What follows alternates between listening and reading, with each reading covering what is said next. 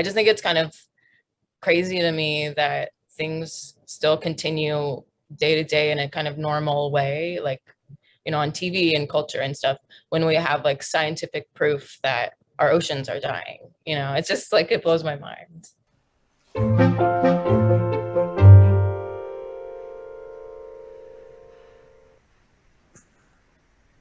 Hey, what's going on, everybody? From Nautilus, I'm Brian Gallagher, and you're watching Behind the Scenes. Today we have a special guest, the rock band Automatic. From Los Angeles, they are Lola Dompe, Izzy Glaudini, and Haley Saxon. In a few days, they'll be releasing Excess, their second album, and on their press tour, they'll be promoting our very own Nautilus Ocean clothing line. On June 27th, the UN Ocean Conference in Lisbon kicks off, and that's when you'll be able to check out the tees and sweatshirts we've got online at junglesjungles.com. The proceeds will go to our nonprofit Nautilus Think to support 30 by 30, a global effort to protect 30% of our oceans by 2030. The clothes feature stunning imagery from the Schmidt Ocean Institute and quotes from our interview with legendologist and environmentalist Roger Payne. His album, Songs of the Humpback Whale, remains the best-selling environmental album in history. But we're here to talk today about another album, Excess. It grapples with, among other things, the urgency of climate change and the unasked for responsibility young and future generations have of ensuring human society can carry on. Lola, Izzy, Haley, thanks so much for joining us.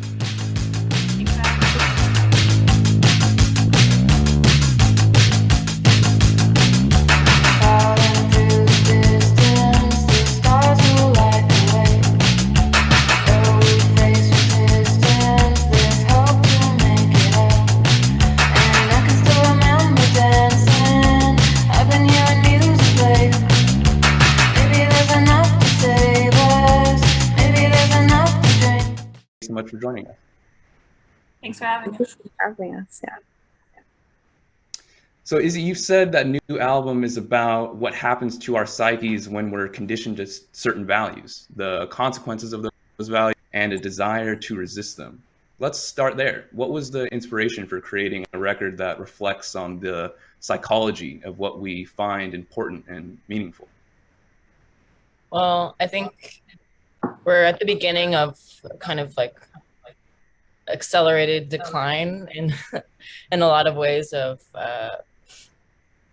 what our environment can sustain, what our financially our country can sustain with just being run by crooks basically for 50 years, or the whole time, I guess.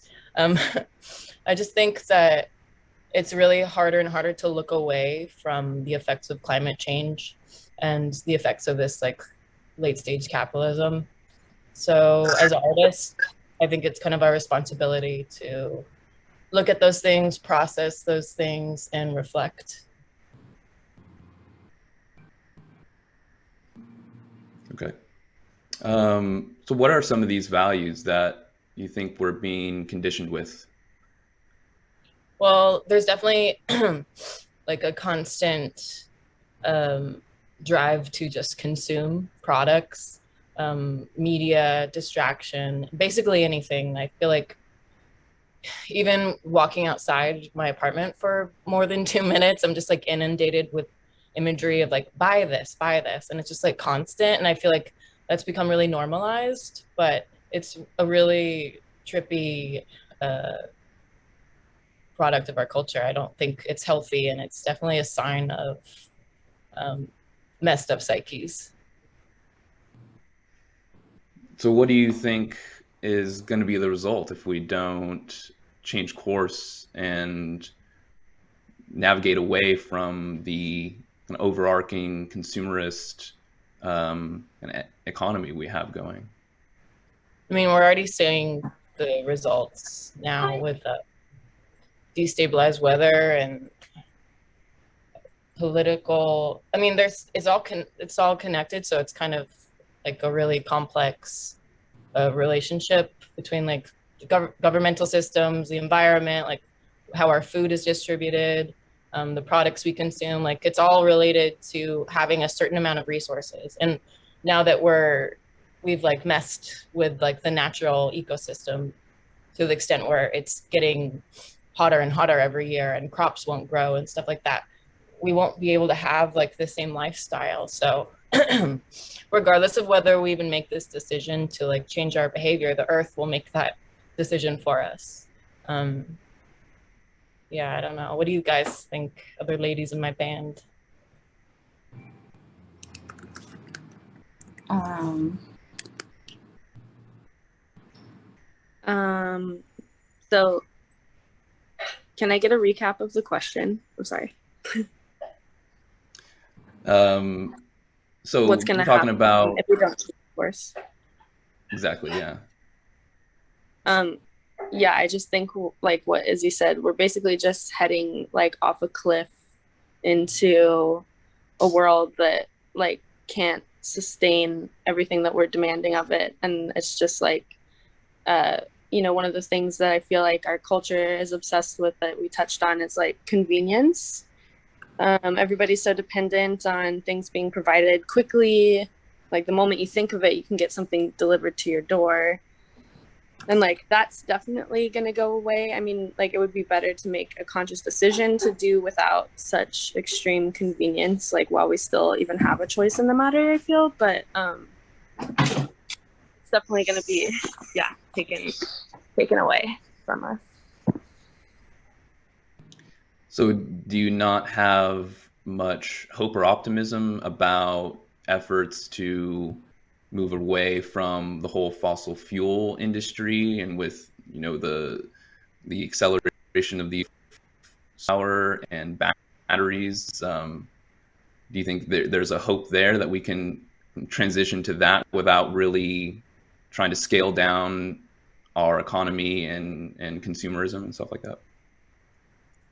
I don't think the solution is to just switch to electric powered cars. I think like if it was that simple, I mean, we can't even do that because clearly like the oil industry is like lobbied everything. So they're not really making that much of an effort to transition into clean energy. But I think it's just deeper, it's capitalism, and the system of capitalism is just, it needs constant growth. And unless we invent nuclear fission, which is like the only kind of energy source that could probably sustain that, like the capitalist system and living on a one planet with limited resources, it's just bound to self-destruct.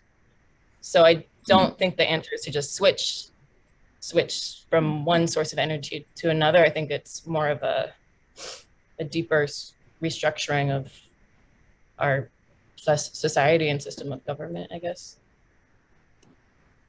Holistic approach. Right on. Yeah. So how do you see us being able to resist the current system of values that is driving us down this path, and how do we change to a more holistic approach in your view? I feel like it's up to individuals to take it upon themselves to like really like look into the void that we're facing with bravery and making the changes like on an individual level, because like society isn't going to lead us there.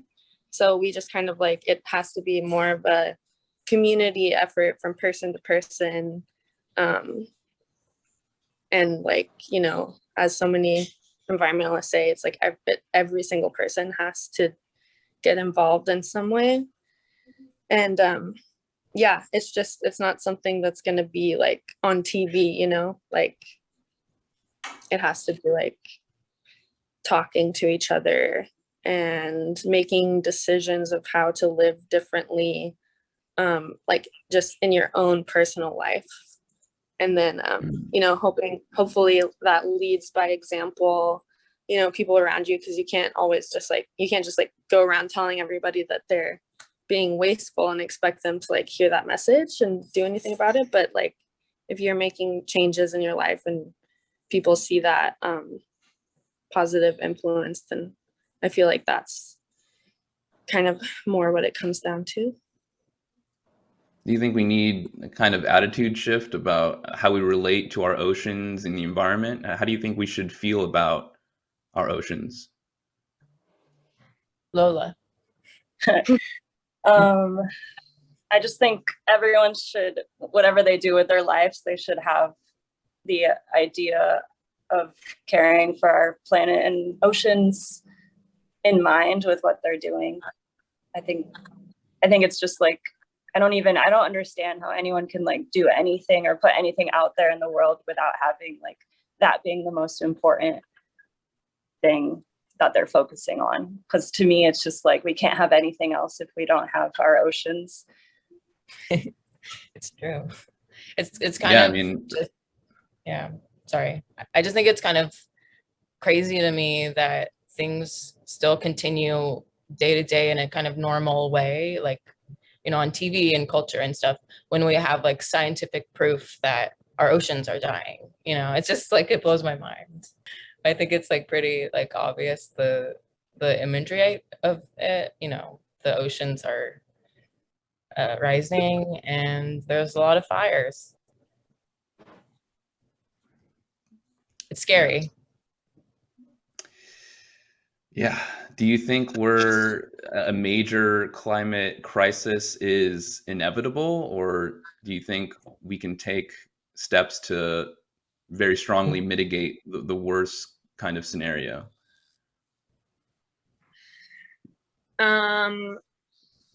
That's like a pretty hard question to answer, I feel like. And I feel like probably a lot of people just who think about this stuff a lot go back and forth really intensely in their emotional world about that question.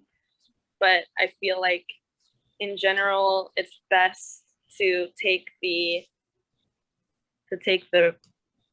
idea that there is hope and that there's something that we can do until the last minute, but being aware of the fact that there's like, the catastrophe is already starting, it's already here. We're already looking at it.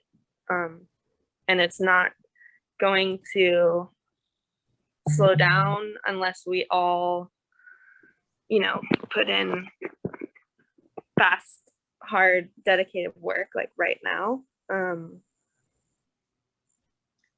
Yeah.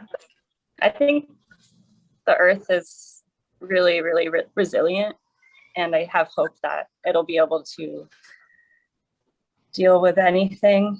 I think there's like a balance between, like, I think humans always make things more about us, and like, I think a lot of the times thinking about this stuff, you can kind of make it too much about like human involvement and how we're like we are the problem, but I'm just trying to say, like, I think it's a balance between like believing that the world is resilient and it will be fine without us, but also like we need to try harder. Does that make sense? For sure. I mean, and in the lead song, New Beginning, you talk about space exploration and the possibility of exploring other planets and possibly living there. I mean, what do you think about recent efforts by private companies to make space travel more affordable and more accessible for that eventual possibility? I think that's really obnoxious and delusional. If everything was great on Earth and we like had proven that we were capable of colonizing other planets as well, like it would be exciting and fun, but it just seems like a kind of a distraction from the real problem of our relationship with our planet. And it's just going to be super rich people doing it, so it's not really going to be for like the greater good of humanity. But like the little kid in me thinks it's cool. What do you think, just on a gut or intuition level, how much society should be dedicating to ensuring the Earth is healthy and capable of sustaining humanity, and how much should be dedicated toward exploring what we can do in space? Like what proportion of attention and resources do you think would be rational? I think everything should go towards saving the earth. Yeah, I feel like it should be, everything possible should go into that. And also going into that, if you're really focusing on healing the earth, then there's a lot of situations with like people in our society that we have to solve as well at the same time. So it's like, you know, if your environmentalism is intersectional, then in the words of Leah Thomas, great environmentalist, then it's like, I think everything should be focused on that. I think we should still be like exploring and learning about the universe though. But if we're talking about colonizing or going there for fun, then I think those resources should be spent here. Yeah, I agree. For sure. So, do you want to talk about any of the specific songs, how you registered these sort of feelings about the future, or how younger generations or future generations must feel to be given this awesome responsibility of trying to lead us into a better relationship with the earth and with our oceans, and trying to keep civilization going in a way that feels good but also isn't damaging to the earth? I think like what you guys are doing with the clothing, and like I think it's really important to find a way that is very approachable for people to see what's going on. And that's why I like, you know, making music with an intention, because it's like it's just palatable, and it's, you know, it's just like I've always thought that making like design and art and combining that with technology that helps the world is like the best way to get people to listen.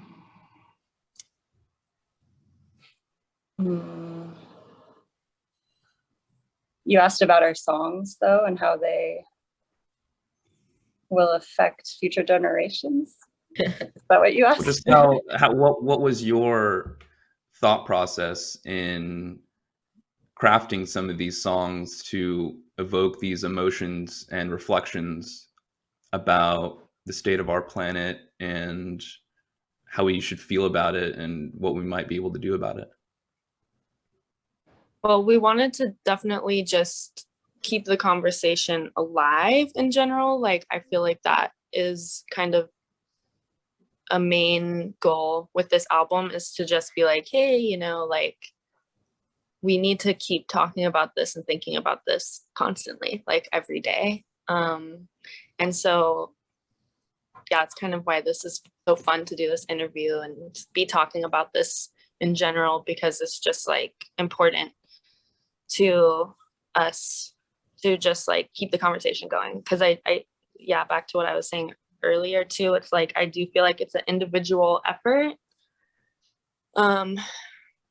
person to person, grassroots thing that's gonna have to happen. And so like that's kind of what we were hoping to say with the album. And we were like processing our emotions about it, you know, through our music, and with the intention of like sending it out there to people to hopefully also give them a space to process their emotions about it. We can all talk about it together and keep working on it. In a weird way, I think maybe it can be comforting to listen to music that like reflects what you feel and your anxieties. And I think that this like climate anxiety is something that every single person can relate to on this planet. So I feel like hopefully it helps ease anxiety in this like way that music can do.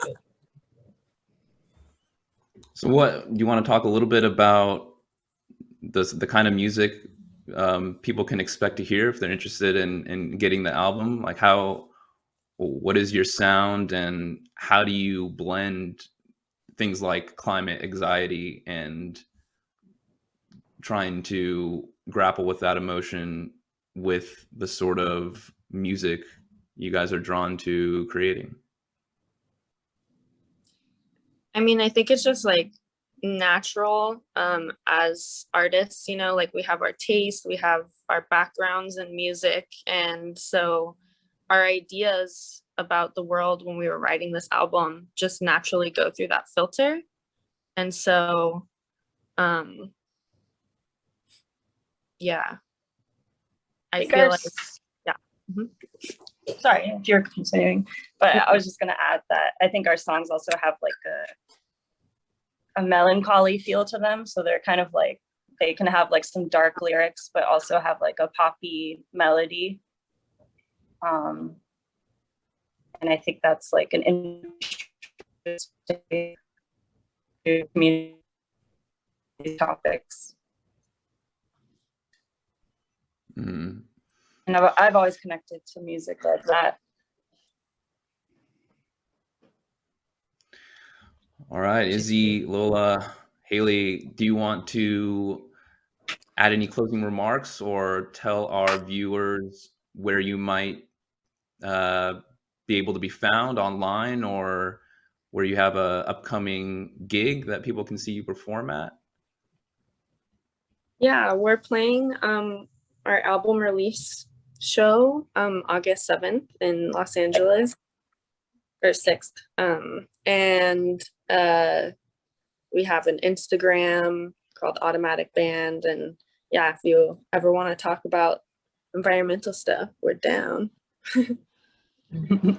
And we're doing a trash cleanup soon, so maybe you guys would be interested. So Yeah. Stay tuned. True. All right, fantastic. Thank you so much for your time and talking about your work. Thank you so much for having us. Having a Thank you.